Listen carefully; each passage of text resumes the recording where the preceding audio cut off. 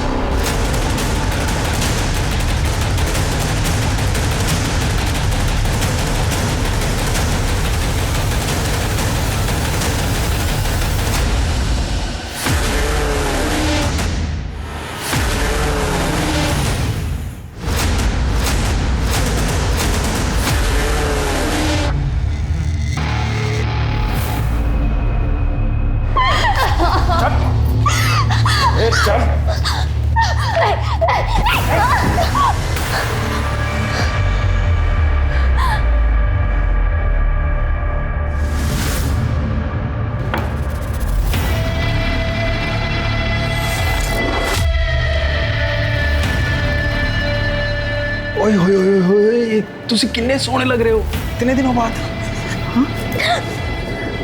Thank God तू वापस आ गई। प्रीतम जी, मैं भी मुंबई आई हूँ, मैं घर भी नहीं पहुंची। एक बार रिलैक्स तो करने दीजिए। रिलैक्स ही तो हो रहे हैं हम लोग।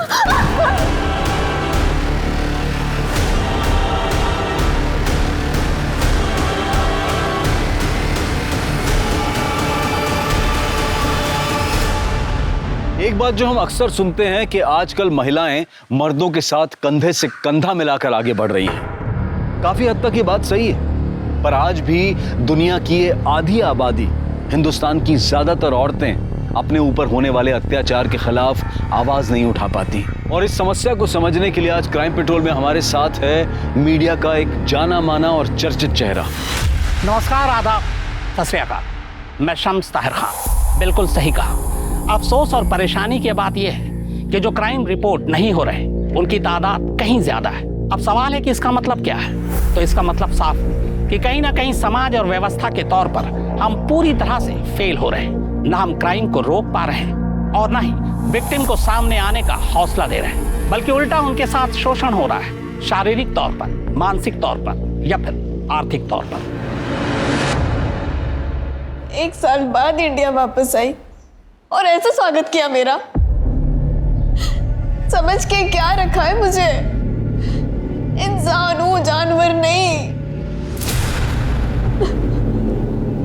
बहुत हो गया पापा जी, ये सब फिर से शुरू मत करो। सगी बेटी हूं आपकी, कोई सड़क से उठा करके नहीं लाए हो कि वो कमीना नोचता खरोचता रहे और आप चुपचाप देखते रहो। मैं तेरी बात समझ रहा हूं पुत्र, पर प्रीतम बहुत बड़ा आदमी है। पाँव पड़ता हूं मैं तेरे बेटा। पापा ये क्या कर रहे हो? प्रीतम से दुश्मनी मत ले, जैसा वो कहता है वैसे ही करती रहे, वरना वो हमें बर्बाद कर देगा। सब कुछ खत्म हो जाएगा, ये घर, मैं, तू, अरे मार डालेगा मुझे, मार डालेगा वो।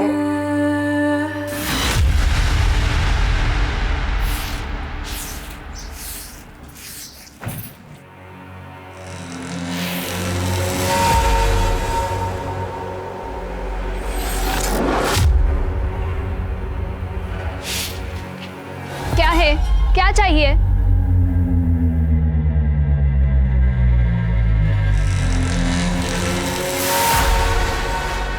अभी तो कुछ नहीं चाहिए, लेकिन तेरी बाप की हलगट करीब बंद नहीं हुई ना, मुझे क्या चाहिए ना बता दूंगा सब, समझे?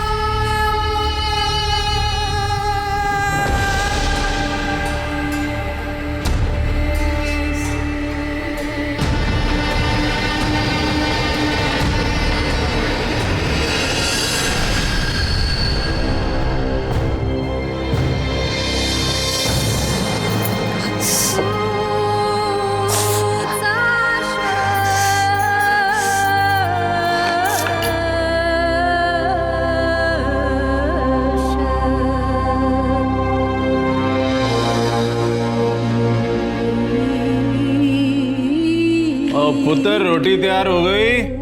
जी पापा जी। चल फिर लगा दे।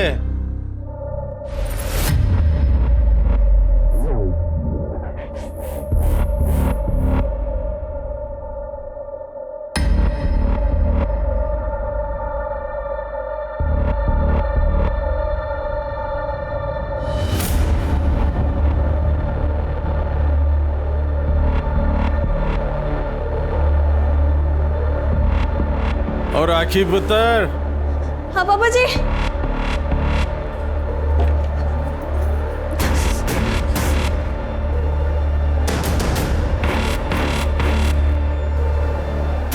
जी पापा जी। राखी पुत्र, मेरे पैर बड़े दुखे हैं, आगे दबा दे जरा। आ जा।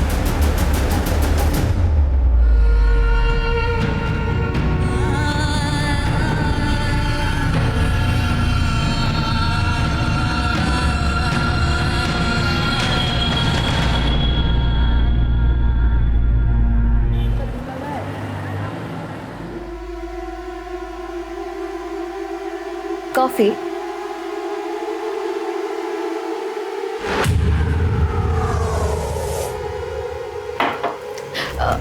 आकाश, मेरी बात मानोगे क्या?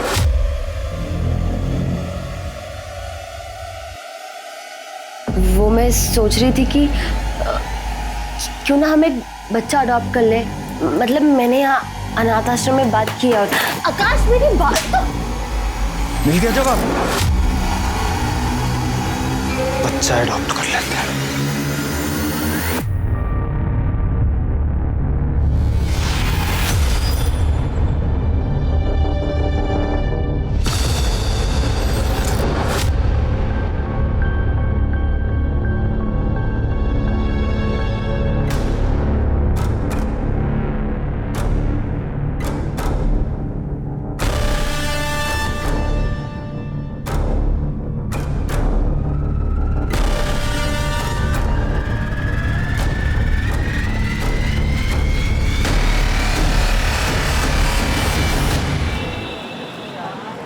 देखो, बैंगलोर में मेरा एक फ्रेंड रहता है। मैंने उसे हमारे बारे में सब बता के रखा है। वो सारा इंतजाम कर लेगा। जैसे ही हम बैंगलोर पहुंचेंगे शादी कर लेंगे। राखी, मैं तुमसे बात ये हाथ पर क्या हुआ? तुम कहीं उस प्रीतम ने फिर से तुम्हें? नहीं, मैं किचन में काम कर रही थी। राखी, मैं बेवकूफ नहीं हूँ। साफ साफ दिखाई दे रहा है यार, ये सिगरेट के मार्क्स हैं। और जब तुम ऐसे गुस्सा करते हो ना, मुझे बहुत अच्छा लगता है, खुशी होती है। वही तो है जो मुझसे इतना प्यार करता है, मेरी इतनी चिंता करता है। देखना, एक दिन सब सही हो जाएगा। आई एम श्योर, एक दिन सब सही हो जाएगा।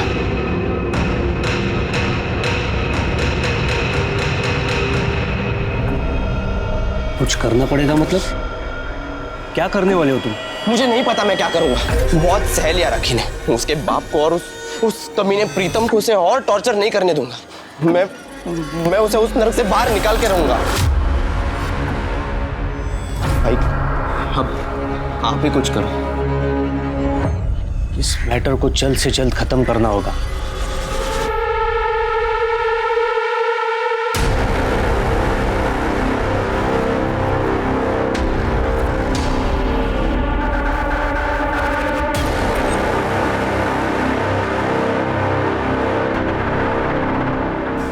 बस अब और नहीं, अब मैं बर्दाश्त नहीं कर सकती ऐसा।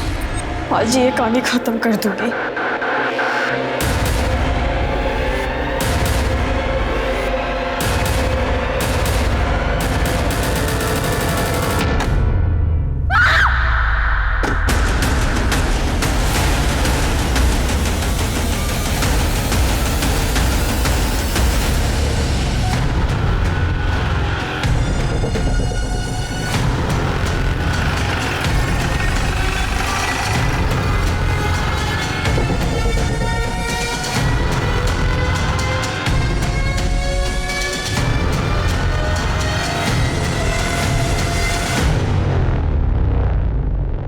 रीता,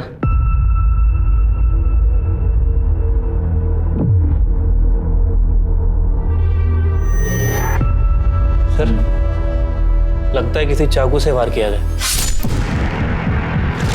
ये घाव की गहराई देखकर लग रहा है कोई नॉर्मल चाकू नहीं है, बल्कि किसी बड़े चाकू से मारा है। और सर ये देखिए, इसे देखकर ऐसा लगता है कि चाकू अंदर डाल के घुमाया गया है। फिर की एक बात समझ में नहीं आ रही, यहाँ तो इंसान का दिल होता है, एक घाव भी हो जाए तो इंसान मर जाएगा, इतना चाकू घुमाने की क्या जरूरत थी? सर कहीं पेसमेकर तो नहीं लगा था? हार्ट सर्जरी हो सकता है सर, और मर्डर करने वालों को ये पता होगा कि इसको पेसमेकर लगा है, किसी भी हालत में इसको जिंदा नहीं छोड़ना चाहता था।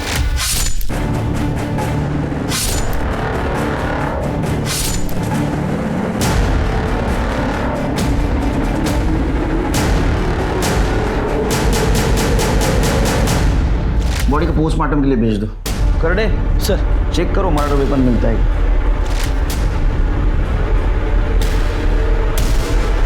यस सर, पापा जी हार्ट पेशेंट थे।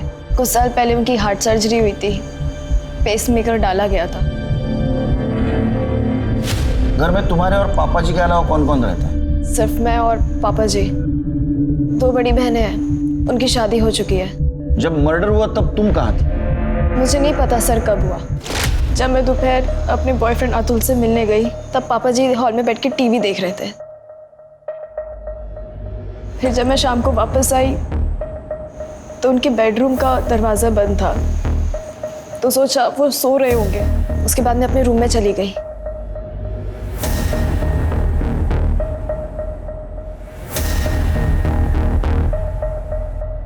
पापा जी आप क्या खाएंगे? तुम्हारे पापा जी की किसी से दुश्मनी थी? पता नहीं सर। तुम्हें किसी पे शक है जो ऐसा कर सकता है? पता नहीं। अच्छा, तुम्हारे पापा जी क्या काम करते थे, कैसे इंसान थे? रेपिस्ट थे, बहुत ही घटिया और नीच किस्म के आदमी थे। अपनी सगी बेटी को रेप करते थे, जबरदस्ती करते थे मेरे साथ।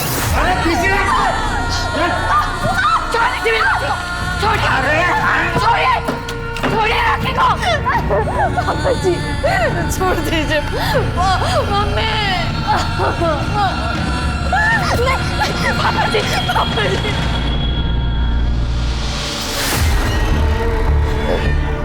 ये कब से चल रहा था? मैं पढ़ाई करने के लिए अब्रॉड गई थी, उसके पहले से। मेरी माँ जिंदा थी तब से। अरे मुझे तो इन सबका मतलब भी नहीं पता था। मेरी माँ यहाँ खड़े होकर रोती थी। छोड़िए मेरे बच्चे को, मेरे बच्चे को छोड़िए। मम्मी जी बचा लो मुझे, मम्मी। मैं जा रही हूँ पुलिस के पास, मैं पुलिस के पास जा रही हूँ। पुलिस के पास जाएगी? एक दिन मेरे सामने मेरी माँ को मार डाला। मम्मी जी!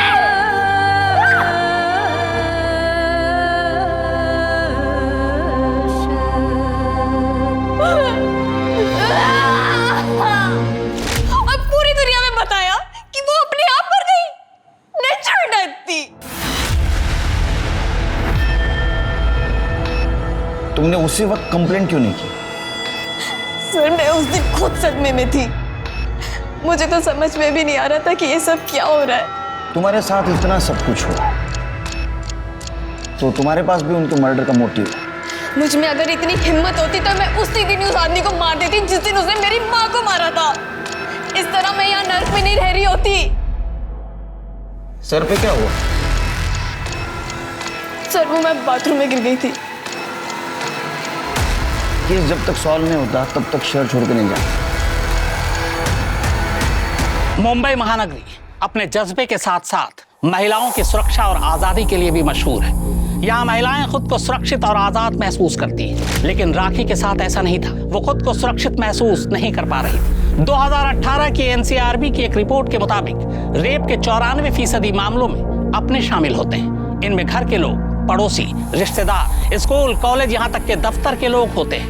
और इज्जत के बोझ तले दबी महिलाएं इन अपराधों की शिकायत तक नहीं कर पाती। पर राखी का अपने पिता तेजिंदर के कत्ल के बाद रेप का इल्जाम लगाना शक पैदा करता है। कहीं ये राखी की किसी साजिश का हिस्सा तो नहीं?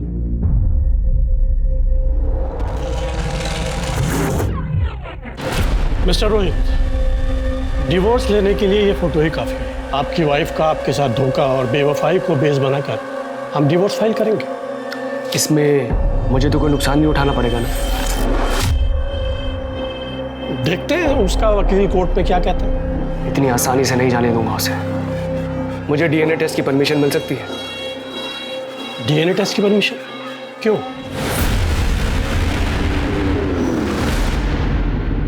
सर पूछताछ में पता चला है कि तेजिंदर सिंह को बिजनेस में बहुत बड़ा लॉस हुआ था और दूसरे बिजनेस में पकड़ बनाने के लिए तेजिंदर सिंह ने प्रीतम सिंह से कुछ पैसे उधार लिए थे। सर ये Pritam Singh real estate developer है, काफ़ी पहुंची हुई चीज़ है सर, और काफ़ी इलीगल एक्टिविटीज़ में एक्टिव रहता है। तो तुम्हें क्या लगता है कि तेजिंदर का मर्डर प्रीतम सिंह ने पैसों के लिए किया? हो सकता है सर, प्रीतम सिंह तेजिंदर सिंह के ऊपर पैसे रिटर्न देने के लिए काफ़ी दबाव बना रहा था। मुझे नहीं लगता सिरकी ये मर्डर पैसों के लिए हुआ है, क्योंकि 3 बार चाकू से घाव किया गया है और वो भी पेसमेकर निकाल के। ये मर्डर बदले की भावना से हुआ है।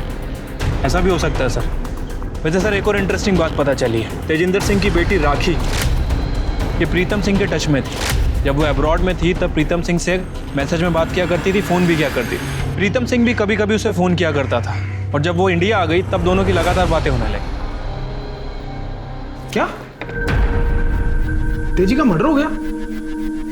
पाजी कुछ दिन पहले बात हुई थी, सब ठीक ठाक था। बहुत सदमा लगा है तेजिंदर के मर्डर का। वैसे कब से जानते थे आप उसको? कब से जानता था मतलब? ये कोई 10 साल से? तेजिंदर सिंह को बिजनेस में लॉस हुआ था, आपसे पैसे भी मांगे थे, रिटर्न नहीं कर पाया तो उसका मर्डर कर दिया आपने। मतलब आज तक जिन लोगों ने मुझसे पैसे लिए और वापस नहीं दिए तो उनका मर्डर कर देना चाहिए। मर्डर करने से पैसे वापस मिल जाते हैं। मतलब मेरे को तो सीरियल किलर हो जाना चाहिए। नहीं, जिस दिन मर्डर हुआ कहाँ थे आप? नहीं था, ऑफिस में। चेक करवा लो। नहीं जरूरत हो तो हम करेंगे ना, हमारा काम ही है। चलो तो वैसे तेजिंदर की लड़की राखी, उसके साथ कैसा कनेक्शन है आपका? मतलब कनेक्शन मतलब? संबंध आपके? मतलब तेजी की बेटी थी वो, और क्या संबंध होने था? अच्छा, बहुत फोन करते थे आप उसको? पढ़ाई के लिए अब्रॉड गई थी फिर भी? हाँ तो तेजी के हालात खराब थे पैसे को लेकर। राखी जो है वो अब्रॉड पढ़ना चाह रही थी, पढ़ाई स्पॉन्सर कर दी मैंने। फोन करके पूछता रहता था, भाई पैसे वैसे की जरूरत तो नहीं है, सब ठीक ठाक है कि नहीं? एक मिनट मतलब आप लोग कहीं ये तो नहीं कहना चाह रहे कि तेजी का मर्डर मैंने किया है? चलो चिरकी ये पैसे वाला आदमी ऐसा नहीं मानेगा, लेकिन हम भी दिखा दे हम क्या चीज है। वो राखी तेजिंदर के मर्डर के दिन बॉयफ्रेंड को मिलने गए थे ना? अरे बोलना। हाँ सर, मैं और राखी उस दिन मिले थे दोपहर के करीब 3 या 3:30 बजे।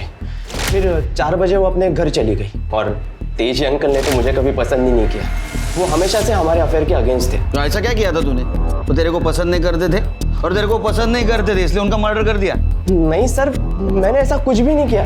और वो सिर्फ मेरे अगेंस्ट नहीं थे, हर उस लड़के के अगेंस्ट थे जो राखी को पसंद करता था। तो इसलिए राखी ने उनको मार दिया क्योंकि वो राखी के आसपास किसी को फटकने नहीं देते थे? नहीं सर, राखी तो ऐसा सोच भी नहीं सकती, बहुत अच्छी लड़की है वो। और तो बुरा कौन है? उसका बाप, क्योंकि वो राखी के साथ किसी का अफेयर नहीं होने देता था। इसलिए क्योंकि राखी को प्रीतम को भी सेटिस्फाई करना पड़ता था, और अगर वो अफेयर करती या किसी से शादी कर लेती तो प्रीतम उसके बाप को मार डालता या फिर राखी को। कब से चल रहा था ये? एक्चुअली सर, राखी के अब्रॉड जाने से पहले से ये सब चलते आ रहा है। मैंने उसे कई बार समझाने की कोशिश की कि यहाँ से भाग जाते, पर राखी ने कभी मेरी बात नहीं सुनी, क्योंकि उसे डर लगता था कि कहीं वो प्रीतम उसके बाप को ना मार डाले। वो बाप जो खुद अपनी बेटी पे जबरदस्ती करता था, उस पर रेप करता था। हाँ, पापा मुझे प्रीतम के पास जाने के लिए मजबूर करते थे। उन्होंने मेरी जिंदगी बर्बाद की। प्रीतम मेरे साथ सिर्फ जबरदस्ती नहीं करता था, चलाता था, मारता था। खुशी मिलती थी उसे ऐसा करने से।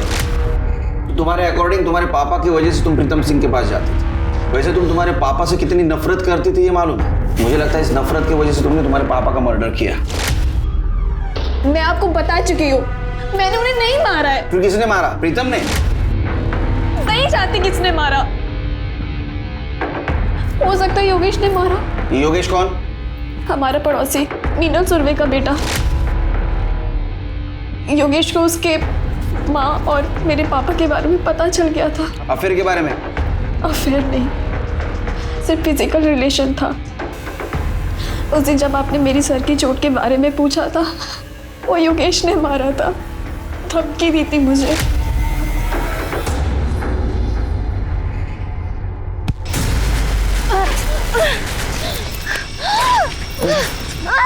तेरे बाप को समझा दे, मेरी आई से दूर रहे, मैं तो जान से मार दूंगा उसे, तुझे भी कहीं का नहीं छोड़ूंगा। पापा की वजह से मुझे सिर्फ प्रीतम यूज नहीं कर रहा था, बल्कि योगेश भी धमकी दे रहा था। फिर मैंने डिसाइड किया कि मैं पापा से बात करूंगी। बस अब और नहीं, आज ये कहानी खत्म कर दूंगी। पापा जी प्लीज, ये सब आपकी वजह से हो रहा है। सड़क पर खुलेआम योगेश मुझे रेप की धमकी दे रहा है, आपको मारने की धमकी दे रहा है। चिल्ला मत, ये बता कहना क्या चाहती है? मैं ये कहना चाहती हूँ कि आप प्लीज मीना लाठी से दूर रहें। खबरदार जो मेरे सामने ऊंची आवाज में बोली तो, समझी? योगेश को मैं समझा लूंगा। जा खाना लेकर आ, और हाँ, मसाज की तैयारी कर। थक चुकी थी मैं इस टॉर्चर से। फिर मैंने अपनी बहनों से मदद मांगी। उन्हें यकीन ही नहीं हो रहा था कि पापा ऐसा कुछ कर सकते हैं। और बहनों का क्या नाम? शिल्पी और पाखी।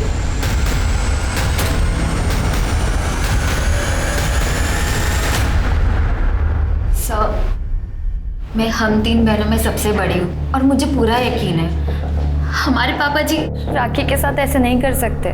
माँ को गुजरे 5 साल हो चुके हैं, तो हो सकता है कि अकेलेपन के कारण वो मीना आंटी से क्लोज हो गए हो, पर वो अपनी ही बेटी के साथ गलत हरकत करेंगे, ऐसा नहीं हो सकता सर। फिर राखी ऐसे क्यों कह रही है?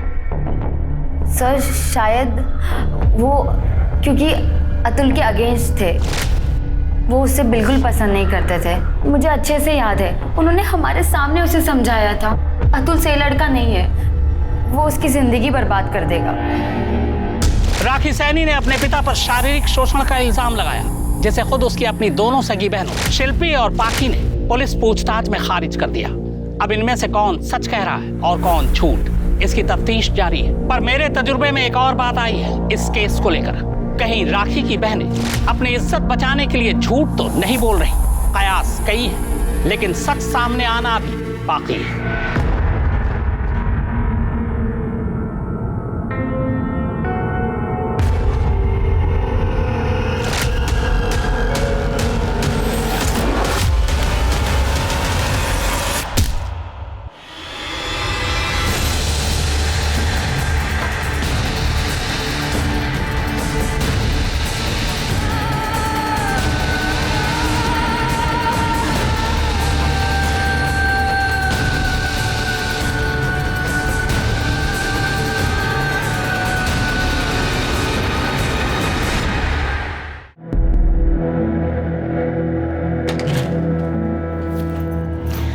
जल्दी आ गए, मैं कुछ बना के लाती हूँ। रुक, ये डीएनए रिपोर्ट है हमारे बेटे श्लोक की। इसके हिसाब से मेरा डीएनए इसके साथ में मैच नहीं करता है। मेरा बेटा नहीं है ये कैसी बात कर रहे हैं आप? किसका बेटा है? किसका बेटा है? छोड़ो। किसका बेटा है?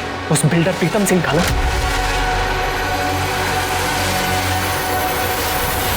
राखी ने अपने बाप के खिलाफ ही घटिया इल्जाम लगाया, लेकिन हो सकता है वो झूठ बोल रही हो, क्योंकि उसके दोनों बहनों के बयान में ऐसा कुछ सामने नहीं आया। देखो एक बात तो साफ है, प्रीतम सिंह ने तेजिंदर सिंह को पैसे दिए थे, जो तेजिंदर सिंह ने उसको वापस नहीं किए।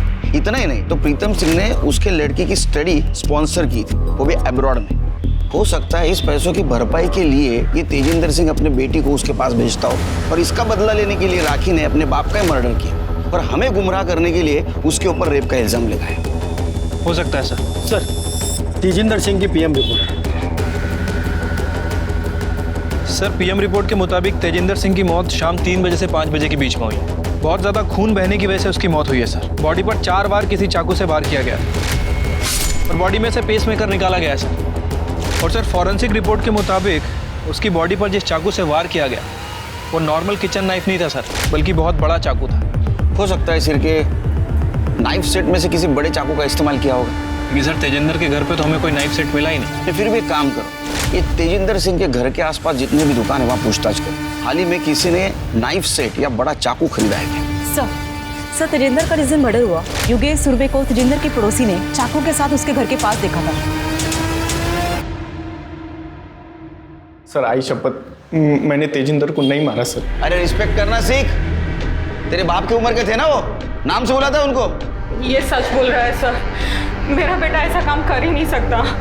तुम मतलब तुम्हारा अफेयर चल रहा था ना उसके साथ, मतलब जो कुछ भी था। हाँ, कुछ साल पहले मेरे हस्बैंड का रोड एक्सीडेंट हुआ, जिसकी वजह से उनकी बॉडी पैरालाइज्ड हो गई। गवर्नमेंट जॉब है इसलिए पेंशन मिल रही है, पर वो काफ़ी नहीं है घर चलाने के लिए। तेजी हमारे हालात अच्छे से जानता था, तो उसने मुझे एक ऑफ़र दी। उसने कहा कि अगर मैं उसे खुश रखूंगी तो मुझे कभी पैसे की दिक्कत नहीं आने देगा। मजबूरी में मुझे उसे हाँ बोलना पड़ा, और अभी कुछ दिन पहले ही योगेश को सब कुछ पता चल गया। इसने राखी को धमकी दी, पर मैं मानती हूँ इसने धमकी दी, पर इसने कोई मर्डर नहीं किया सर। तो उस दिन तेजिंदर के घर के बाहर चाकू लेके क्या कर रहा था? जिस दिन तेजी का मर्डर हुआ उस दिन मैं उसके घर पर थी, और जब मैं उसके घर के बाहर निकली तो वो योगेश, चल यहाँ से, तुझे मेरी कसम, चल यहाँ से। आई, तूने मेरी बात नहीं सुनी, मैं तेरी बात क्यों सुनूं? इसको तो मैं जान से मार दूंगा, छोड़ूंगा ना मैं इसको। योगेश, मैं तेरे हाथ छोड़ती हूँ। मैंने इसे किसी तरह मना लिया और मैं इसे घर ले गई। जब मैं वहाँ तेजी के घर पर थी तब तक तेजी जिंदा था, उसके बाद वहाँ क्या हुआ हमें कुछ भी नहीं पता। लेकिन तुम दोनों के अलावा कोई गवाह है इस बात का? क्यों जगन्नाथ? जाओ। हेलो, क्या? ठीक है सर, जंगल के पास एक डेड बॉडी मिली है।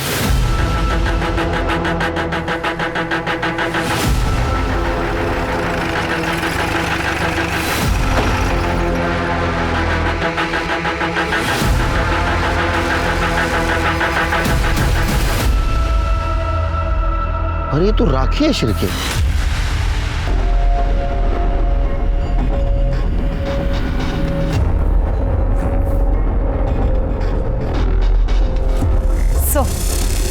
सर मर्डर से पहले रेप हुआ है, सर पर चोट का निशान है और काफी खून बहा है। पेट पर कई बार चाकू से वार भी किया गया है। हो सकता है कि ये मौत सर की चोट और खून बहने की वजह से हुई हो। सर बाकी रिपोर्ट से पोस्टमार्टम के बाद पता चलेंगी। सर हमने पूरा एरिया चेक किया पर मर्डर वेपन या कोई भी इसका सामान नहीं मिला। चलो घर। सर एक बात समझ नहीं आ रही, आखिर ये लड़की ऐसी सुनसान जगह पे करने क्या आई थी? I mean, जंगल है, खंडर है, एक भी आदमी नहीं। या तो उसको बुलाया गया या तो खुद आई और बाद में इसको मारा। वैसे अभी तक हम इसे तेजिंदर मर्डर केस का सस्पेक्ट मान रहे थे, लेकिन इसकी ऐसी हालत देखकर लगता नहीं कि इसने तेजिंदर का मर्डर किया होगा। अभी हम ऐसा नहीं कह सकते शिरके। वैसे सर इसको मारने का मोटिव प्रीतम, अतुल और योगेश, इन तीनों के पास भी है। सर ये भी हो सकता है कि इन तीनों में से किसी ने इसका मर्डर किया हो सकता है। पंचनामा करो और बॉडी को पोस्टमार्टम के लिए भेज दो। ठीक है सर। तेजिंदर सैनी के मर्डर की प्राइम सस्पेक्ट राखी सैनी का भी कत्ल हो चुका है। जाहिर है पुलिस का सख्ते में आना लाजमी है। केस अब बेहद चैलेंजिंग और पेचीदा हो चुका है, पर सवाल यह है कि केस की तफ्तीश के दौरान जांच के बीच में ही अगर किसी सस्पेक्ट, विटनेस या फिर विक्टिम का यूं कत्ल हो जाना, यह बताता है कि या तो कातिल बेहद शातिर है या फिर बेवकूफ। अब राखी के कत्ल के बाद दो ही बातें मुझे समझ में आ रही, या तो राखी ने किसी के साथ मिलकर, या यूं कहें कि अपने बॉयफ्रेंड अतुल के साथ मिलकर अपने पिता का कत्ल कर दिया। बाद में उसे पछतावा हुआ, वो पुलिस के पास जाकर अपना जुर्म कबूल करना चाहती थी, लेकिन अतुल ने ऐसा होने नहीं दिया और इसीलिए उसने राखी को रास्ते से हटा दिया। या फिर दूसरी बात यह है कि राखी कातिल के बेहद करीब तक पहुंच गई थी, लेकिन उस कातिल ने ही बाद में राखी को रास्ते से हटा दिया।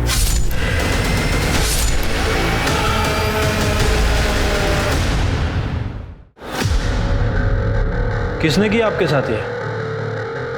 जिसने भी आपकी हालत की है उसका नाम बता दीजिए। हो सकता है कि अगली बार उसकी हिम्मत और बढ़े, और अगली बार आप नाम बताने लायक ही ना रहे। बताइए किसने मारा आपको?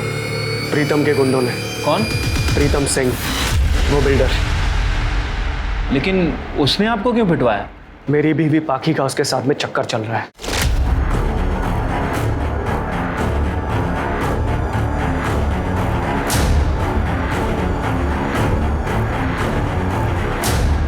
सोती है उसके साथ में वो, आज से नहीं, शादी से पहले से। धोखा दिया उसने मुझे। अब तक मुझे लगता था कि श्लोक मेरा बेटा है, लेकिन जब मुझे ये सब पता चला ना, मैंने डीएनए टेस्ट करवाया, अपना भी और उसका भी, तब पता चला श्लोक मेरा बेटा नहीं है। पाखी और उसके बाप ने शुरू से मुझे धोखा दिया था, इसीलिए मैं सिर्फ डिवोर्स देकर उन्हें आराम से जीने नहीं देना चाहता था। इसी बात का बदला लेना चाहता था मैं। लेकिन मुझे पता चला उनके पास तो खुद कुछ नहीं है, उस प्रीतम के पैसों पे पल रहे हैं वो लोग। मेरी भी हालत कुछ खराब थी, इसीलिए मैंने सोचा कि उसे ब्लैकमेल करके उसी से बदला लेता हूँ। लेकिन उसने अपने गुंडे भिजवाकर मुझे पिटवा दिया। क्या बदतमीजी है? आपको पक्का यकीन है कि वो प्रीतम सिंह के गुंडे थे? वो गुंडे प्रीतम ने ही भेजे थे। हाँ बोलो चिरके। सर, तेजिंदर सिंह की बेटी पाखी अरोरा ने हमसे झूठ बोला था सर। सर, मेरे पति रोहित सच बोल रहे हैं। मैं शादी से पहले से ही प्रीतम से मिला करती थी, पर सर मैं अपनी मर्जी से नहीं जाती थी। पापा मुझे फोर्स करते थे, और अगर सर मैं उनकी बात नहीं मानती तो प्रीतम पापा को नुकसान पहुंचा देता। प्रीतम जब चाहे गाड़ी भेज देता था और मुझे बुला लेता था। तो तुमने खुद होके क्यों नहीं बताया रोहित को कि श्लोक उसका बेटा नहीं है? अगर मैं उन्हें बताती तो वो उसी दिन मुझसे डिवोर्स ले लेते। तो ये प्रीतम का बेटा है श्लोक? फिर मेरे पापा का। तुम इतने यकीन के साथ कैसे कह सकती हो? जब मैं प्रेग्नेंट हुई थी तब प्रीतम किसी काम से अब्रॉड गया हुआ था और रोहित पंजाब। मतलब राखी सच बोल रही थी? हाँ सर, हमारा बाप बहुत घटिया आदमी था। उसने अपनी ही बेटी को प्रेग्नेंट किया, और सर उसने सिर्फ मेरे और राखी के साथ ही ऐसा नहीं किया, बल्कि शिल्पी दीदी के साथ भी, शादी से पहले भी और शादी के बाद भी। ये बात तुमने हमसे छुपाई क्यों? बाप ने तो कभी इज्जत समझी ही नहीं। ये बात अगर दुनिया को पता चलती, हमारी शादियां, हमारी बसी बसाई जिंदगी सब टूट जाता। तो अभी क्यों एक्सेप्ट किया? क्योंकि सर रोहित को पता चलने के बाद तो वैसे भी सब कुछ खत्म हो ही चुका है। या तुम बहनों ने मिलकर किस्सा खत्म कर दिया? नहीं सर, हम लोगों ने कुछ नहीं किया। अगर हम लोगों में इतनी हिम्मत होती तो इतने साल बर्दाश्त क्यों करती? और अगर आप चाहे तो आप शिल्पी दीदी से पूछ लीजिए सर। मेरा 16th बर्थडे था। बर्थडे पार्टी खत्म हो गई थी और सब अपने घर चले गए थे, और मेरे बाप ने नशे की हालत में दूध होकर पहली बार मेरा रेप किया था। उसके बाद मैंने कभी अपना बर्थडे सेलिब्रेट नहीं किया। जब मैं 17 साल की थी तब मैं अपने बाप से प्रेग्नेंट हुई थी, और उन्होंने मेरी हेल्थ की चिंता किए बगैर एक घटिया से क्लिनिक में मेरा अबॉर्शन करवाया था, जिसकी वजह से मुझे कॉम्प्लिकेशंस हुए। मेरा यूट्रस निकालना पड़ा। और जब उन्होंने मेरी शादी आकाश से करवाई, उन्होंने उसे कुछ सच नहीं बताया था। आकाश को धीरे धीरे शक होने लगा। अगर डॉक्टर के पास चली जाती तो उसे यूट्रस वाली बात बता देते। कुछ दिन पहले मैंने आकाश से कहा, आकाश हम एक बच्चा अडॉप्ट कर लेते। मिल गया जवाब? सर, मैंने अपने करियर में इतने सारे केस देखे, लेकिन इस केस ने झंझोड़ के रख दिया सर। मुझे यकीन ही नहीं हो रहा कि एक बाप अपनी बेटियों के साथ ऐसा करता था। चिरके, सच यकीन से ज्यादा भयानक होता है, लेकिन हम अभी यकीन के साथ नहीं कह सकते कि ये जो लड़की बोल रही है वही सच है। पता तो लगाना होगा।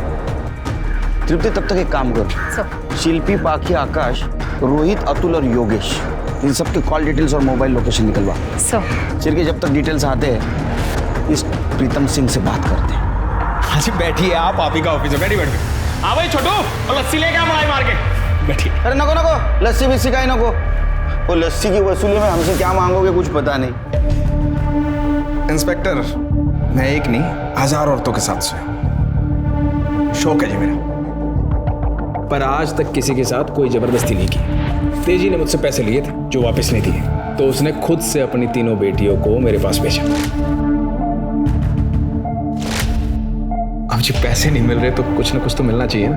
बस एक बात है जी, तेजी ने जितने पैसे मुझसे लिए थे उसकी तीनों बेटियों को मिला के उसका इंटरेस्ट भी पूरा नहीं हो रहा था। पर जी दिल बड़ा है अपना, मान गए, वरना इतने पैसे में तो एक से एक खूबसूरत लड़कियां आ जाती। तेजेंद्र अपने बेटी को खुद तुम्हारे पास भेज रहा था, तो दोनों का मर्डर क्यों किया? फिर वही बात, तेजी की आज भी औकात नहीं थी कि वो मेरे पैसे दे दे, तो उसको मारने से कौन सा मुझे पैसे मिल जाते। और रही बात उसकी बेटी की, जी उसकी बेटी तो जवान थी, खूबसूरत थी, बताओ उसको मार के मुझे क्या फायदा होता? क्योंकि राखी तुम्हारे खिलाफ कंप्लेंट कर सकती थी। लो कर दी बच्चों वाली बात। रोहित को क्यों पिटवाया? हैं? रोहित को क्यों पिटवाया?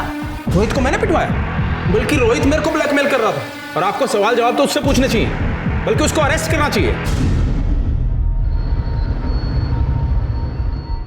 सर, राखी की पीएम रिपोर्ट आ गई है। सर, रिपोर्ट के मुताबिक राखी की मौत 16 तारीख को दोपहर 2 बजे से 4 बजे के बीच में हुई है। चाकू लगने की वजह से उसकी मौत हुई सर। उसके सर पर किसी भारी चीज से वार किया गया, और सर मर्डर के पहले उसके साथ रेप भी किया गया था। बॉडी पे सीमेंट के ट्रेसेस भी मिले हैं। एक काम करो शिरकी, ये अतुल देसाई, योगेश और प्रीतम, इन तीनों के डीएनए हमें मिले सीमेंट से मैच करवा, तो इन तीनों में से किसी एक ने मर्डर किया होगा। सर, मोबाइल लोकेशन के अकॉर्डिंगली जिस दिन तेजिंदर का मर्डर हुआ उसका दामाद आकाश उसके घर में था। सर, आपको पक्का कोई गलतफहमी हुई है? मैं तो उस दिन उस तरफ गया ही नहीं। हमसे गलती हुई है? संभाल ले अभी। पहले ना वो तेजिंदर अपने बेटी के साथ जो गलत सलूक कर रहा था और प्रीतम उसका फायदा उठा रहा था, उसके वजह से काटा सटका है मेरा, भूसेड़ दूंगा, सच बोल। सर, वो मैं अपने ससुर से सर मुझे कुछ टाइम पहले पता चला कि वो मेरी बीवी के साथ क्या क्या करता था। उसकी वजह से मेरी बीवी का इलीगल अबॉर्शन हुआ और उसका यूट्रस निकाल दिया गया। सर, वो कभी मां नहीं बन सकती।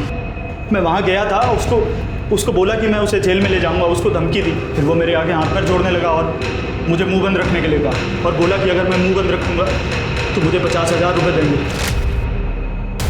तो सर, मैं उस दिन वो इंस्टॉलमेंट का 50,000 रुपये लेने गया, लेकिन जैसे ही मैं वहाँ पहुँचा तो मैंने देखा कि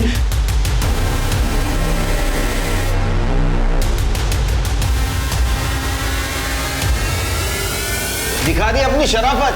हमें सब पता है तेजिंदर अपनी बेटी को प्रीतम के पास भेजकर अपने घर का खर्चा चला रहा था। हाँ? वो तुझे कहां से 50,000 देगा रे? सर, मेरी बात सुनिए सर, ऐसा नहीं। सर राखी के साथ हुए बलात्कार में मिले सीमेन सैंपल्स अतुल, योगेश और प्रीतम में से किसी के साथ मैच नहीं हुए। तो आखिर वो कौन हो सकता था जिसने राखी के साथ पहले बलात्कार किया और फिर उसका कत्ल कर दिया? पुलिस जब इन अनसुलझे सवालों से जूझ रही थी तभी उन्हें एक ऐसी इंफॉर्मेशन मिली। सर, तेजिंदर मर्डर केस में जितने भी सस्पेक्ट्स हैं, उनके घर के आसपास जितनी भी दुकानें थी, हमने सभी जगह पूछताछ की है। एक इंटरेस्टिंग बात पता चली सर, ये देखिए।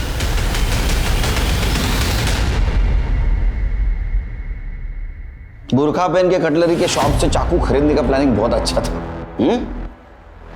कार्ड स्वाइप किया ना, उसकी वजह से पकड़े गए।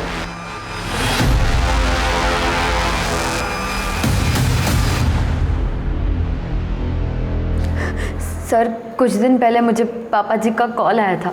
तुम तीनों अपनी माँ पर गई हो, किसी काम की नहीं हो। ये दोनों पहले कम थी जो इनके पतियों ने मेरा जीना हराम कर दिया। अरे एक मुझे ब्लैकमेल कर रहा है और दूसरा मेरी फोटो लेकर प्रीतम के पास पहुंच गया। जानते हो प्रीतम कौन है? वो तुम्हें जिंदा नहीं छोड़ेगा और मुझे भी मार डालेगा। हमने पापा जी की वजह से क्या क्या नहीं सहा। प्रीतम के साथ सोए, पापा जी का टॉर्चर बर्दाश्त किया, अपने पतियों से मार खाई। पापा जी सब जानते थे। हमारी जिंदगियां तो वो बर्बाद कर ही चुके थे, पर हम राखी को बचाना चाहते थे क्योंकि अतुल उससे सच में प्यार करता था। उसकी सारी सच्चाई जानने के बाद भी वो उससे शादी करना चाहता था। फिर हम दोनों ने डिसाइड किया कि अगर किसी को मरना है तो वो पापा जी को ही मरना होगा, जिससे हमें पापा जी और प्रीतम दोनों से मुक्ति मिल जाएगी, क्योंकि पापा जी के मर्डर का ब्लेम तो प्रीतम पर ही जाना है। मर्डर के 2 दिन पहले मैंने बुर्का पहना और अपने घर के पास वाली कटलरी स्टोर से चाकू खरीदा ताकि कोई मुझे पहचान ना सके। अगले दिन हम दोनों पापा के घर गए। राखी से मेरी ऑलरेडी बात हो चुकी थी। उस दिन वो अतुल से मिलने जाने वाली थी। तुम दोनों एक साथ? आज तो मैंने तुम दोनों में से किसी को नहीं बुलाया। हम अपनी मर्जी से आज यहाँ आए हैं। तो चलो फिर।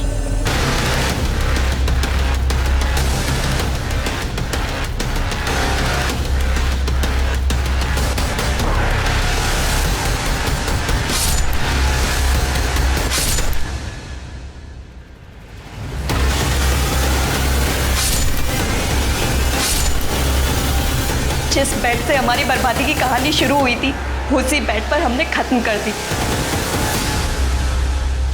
पेसमेकर क्यों निकाला? पापा जी को पहले भी हार्ट अटैक आ चुका था और वो बच गए थे। इस बार हम नहीं चाहते थे कि वो बचे। तुम्हारे साथ जो हो रहा था वही राखी के साथ हो रहा था, तुम्हें पता था? नहीं सर, उसने हमें कुछ बताया ही नहीं कभी। फिर राखी को क्यों मारा? नहीं सर, हम उसे क्यों मारेंगे सर?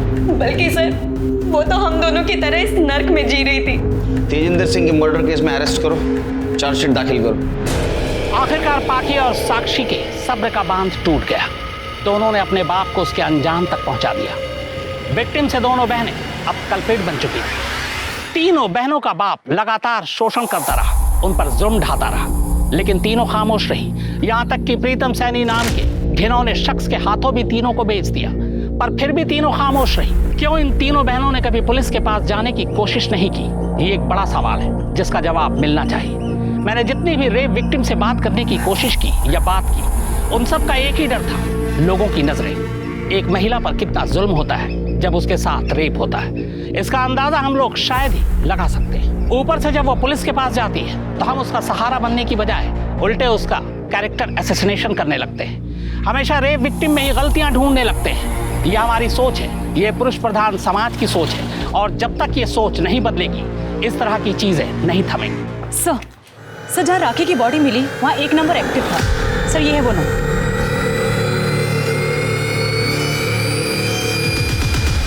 हाँ साहब, वो नंबर मैं यूज़ करता हूँ, लेकिन राखी के मर्डर के साथ मेरा क्या संबंध है? चिकने बहुत स्मार्ट बनता है रे तू। तूने राखी का मर्डर नहीं, उसके साथ रेप भी किया था। उसके बॉडी के ऊपर हमें सीमेंट्स मिले। अगर तेरे डीएनए से मैच कर दूंगा ना, सब सच बाहर आ जाएगा। देखिए साहब, आप इस तरह से डरा नहीं सकते। बता दो साहब, अतुल और राखी के अफेयर के बारे में मुझे सब कुछ पता था। मैं उसके खिलाफ नहीं था, लेकिन अतुल ने जब मुझे बोला कि राखी का बाप और प्रीतम कई सालों से उसको यूज कर रहे, तो फिर मैंने सोचा कि अपने भाई की शादी किसी ऐसे लड़की से नहीं होने दूंगा। और फिर मैंने अतुल को बिना बताए राखी का मर्डर प्लान किया। उसको मैंने एक सुनसान जगह बुला लिया था, मेरे से पहले ही वहाँ पहुँच चुकी थी।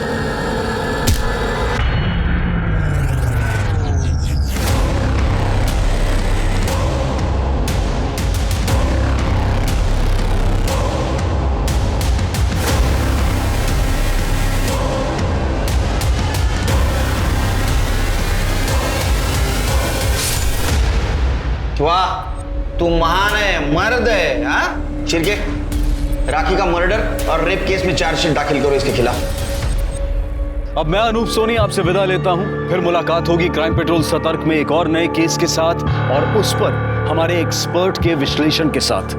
तब तक अपना और अपने परिवार का ख्याल रखें, सतर्क रहें, सुरक्षित रहें और देखते रहें क्राइम पेट्रोल सतर्क। जय हिंद। नमस्कार, आदाब। क्राइम पेट्रोल सतर्क के आज के इस एपिसोड में मैं अनूप सोनी आप सबका स्वागत करता हूं। जब सच को सबूत नहीं मिलता तो कभी कभी झूठ की गवाही को भी सच मान लिया जाता है और सच को जीतने के लिए हमेशा लड़ना पड़ता है। झूठ का सहारा लेकर भले ही एक पड़ाव जीत लिया जाए, लेकिन सच सिर्फ एक पड़ाव नहीं जीतता। जब वो जीतता है तो रास्ते भी बदल जाते हैं और मकाम भी। 30 दिन 30 कहानियों की श्रृंखला में हमारा आज का ये केस एक ऐसी ही लड़ाई से जुड़ा है और इस पर रोशनी डालने के लिए हमारे साथ हैं हमारे आज के एक्सपर्ट और जाने माने रिपोर्टर साहिल जोशी। नमस्कार दोस्तों, मैं हूं साहिल जोशी। आज के एपिसोड में मैं एक बार फिर आपके सामने लेकर आया हूं एक ऐसी अनदेखी कहानी जो मुझे लगता है कि आप सब तक पहुंचना बहुत जरूरी है। एक शहर तेजी से होते विकास, चौड़ी सड़कों और ईंट पत्थरों से बने ऊंचे ऊंचे मकानों से तो बनता ही है, लेकिन साथ में बनता है उस शहर में रहने वाले लोगों के सपनों से भी। और सपने देखने और उसे पूरा करने का अधिकार मर्दों और औरतों को बराबरी का है। लेकिन शहर के विकास की रफ्तार के सामने इंसान की नैतिकता के विकास की रफ्तार कई बार धीमी पड़ जाती है, और यह तब पता चलता है जब कोई जुर्म हो चुका होता है। आज की कहानी शहरी वातावरण में पली बढ़ी एक ऐसी औरत की है जिसने अपने मेल काउंटर पार्ट की तरह सपने भी देखे और उन्हें पूरे भी किए, लेकिन किसी और की अनैतिकता ने उसे चकनाचूर कर दिया। जुर्म की आज की इस कहानी ने इस औरत की पहचान ही बदल दी।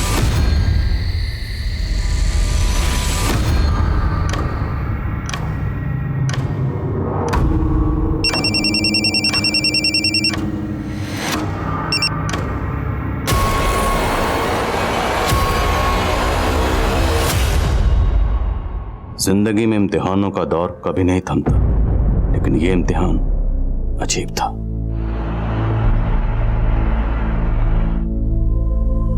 उसकी तकलीफ ने आज मुझे बेचैन कर दिया था। आखिर क्यों मेरी आंख भर आई, उस पर तो यकीन करना भी मुश्किल था कि यह भी कोई खेल था जो एक पुलिस वाले के दिलो दिमाग पर हावी हो गया।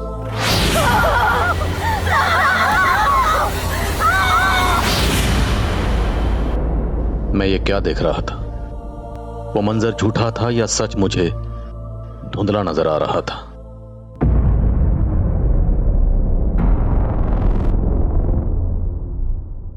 सर,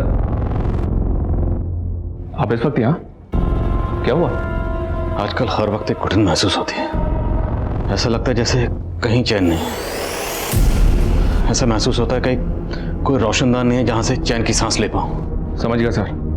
आप शायद इस बात से परेशान हैं कि आज उस विक्टिम का नाम पब्लिकली ओपन हो गया है। कौन से विक्टिम? सर, वो रेप विक्टिम सुजैन फर्नांडिस।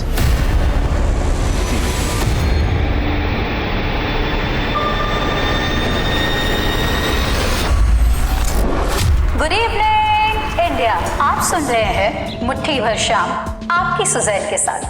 एक मुट्ठी में भर जाए है इतना साइज उसका, 400 ग्राम खून भर जाए है इतना वॉल्यूम उसका। वो एक पंप जैसा कभी खींचता है तो कभी सींचता। हमारी रगों में उसका रिसाव बहता है। वो दस्तक है जिंदगी की, हर पल धक धक धक धक धक धक। जी हाँ, ये है हमारा दिल। तो आज बात करेंगे हम हमारे दिल की, और दिल के बारे में सबके पास कुछ ना कुछ कहने को होता है। तो फटाफट अपने अपने दिल की बात कह दीजिए 5676 पर। मैं पढ़ूंगी आपकी कलम अपनी जुबान पर। फिलहाल सुनते हैं my favourite song on your favourite channel 84.6 FM। Oh my god, सिर्फ 1 मिनट में 7 लाख से भी ज्यादा message. You are rocking.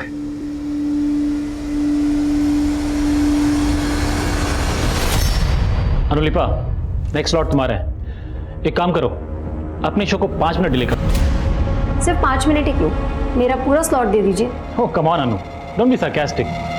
Look, आज सुजैन की शो को इंपॉर्टेंस मिल रही है, कल को तुम्हारा अपना शो हिट हो सकता है। You can be so popular.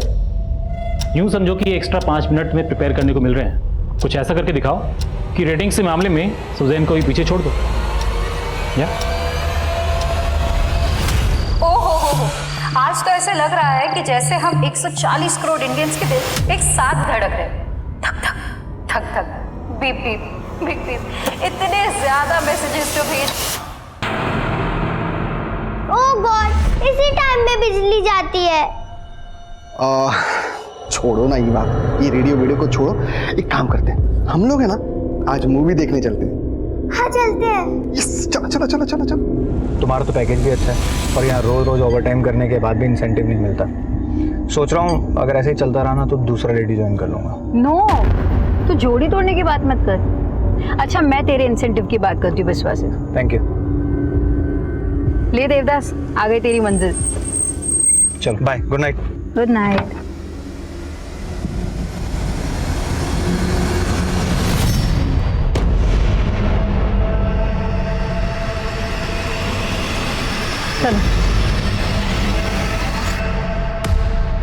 ये भाभी बहुत वेट कर लिया, चलो वापस चलते। चलो पापा, पहले आप मम्मा को कॉल लगा के तो पूछो कि वो किधर है। हाय। ये क्या है सुजैन? ये कितना वेट करवाया तुमने? किसी और के टाइम की वैल्यू है कि नहीं तुम्हें? पिछले 1 साल में मैं पहली बार लेट आई हूँ। तुम भूल गए कि तुमने कितना वेट कराया था? रिवेंज ले रही हो?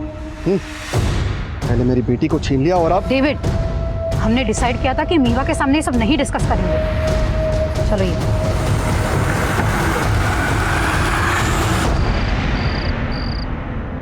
क्यों बात ना करो? जब तू मोंटी के साथ भाग गई थी तब तूने हमारे बारे में नहीं सोचा। अब तेरे पति के पास तेरी डिलीवरी करवाने के पैसे नहीं है, इसलिए उसने तुझे छोड़ दिया।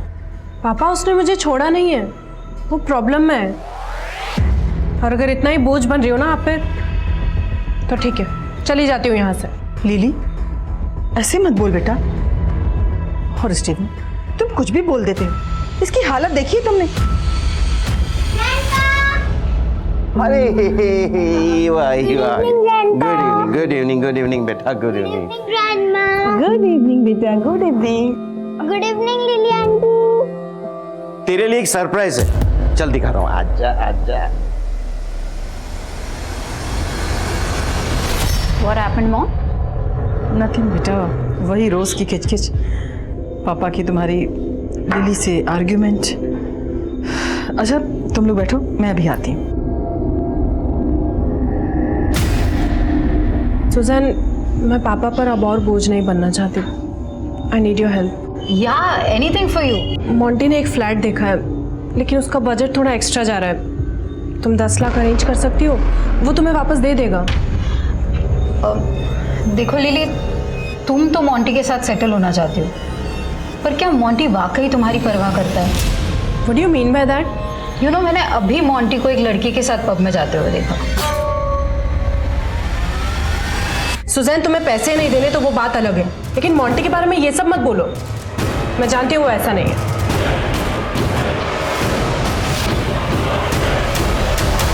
लिली माय बेबी, प्लीज देखो, तुम थोड़े दिन और टॉलरेट कर लो, मैं तुम्हें जल्दी लेने आ जाऊंगा, आई प्रॉमिस। वो सब तो ठीक है, लेकिन तुम हो कहाँ? मैं वो क्लाइंट से मिलने आया था मीटिंग के लिए। मैं तुम्हें थोड़ी देर में कॉल करता हूँ, ओके? मोंटी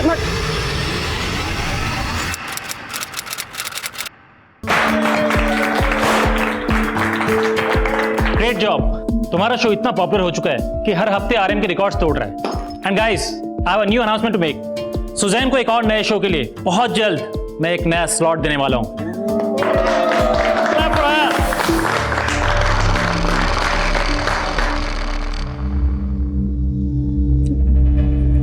हे, तू देवदास बन के क्यों बैठा? चल ना, हमारे शो की सक्सेस पार्टी है। हमारे? मुझे तो बिल्कुल भी नहीं लगता मैं शो का पार्ट भी। अरे अपनी शक्ल देख यार। अच्छा स्ट्रेस मत ले, मैं मजाक कर रहा था सच में। तुझे क्रेडिट चाहिए ना, तू रुक।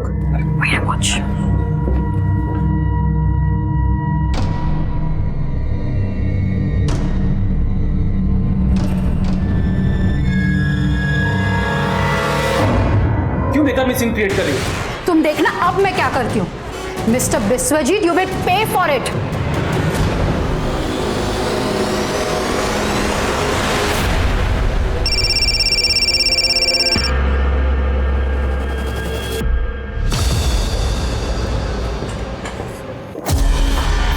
सॉरी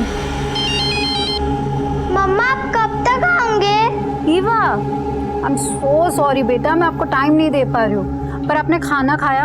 हाँ मैंने खा लिया, लेकिन आप कब आओगे? थोड़ा लेट हो जाएगा मेरा बच्चा, but you finish your homework, okay? Okay.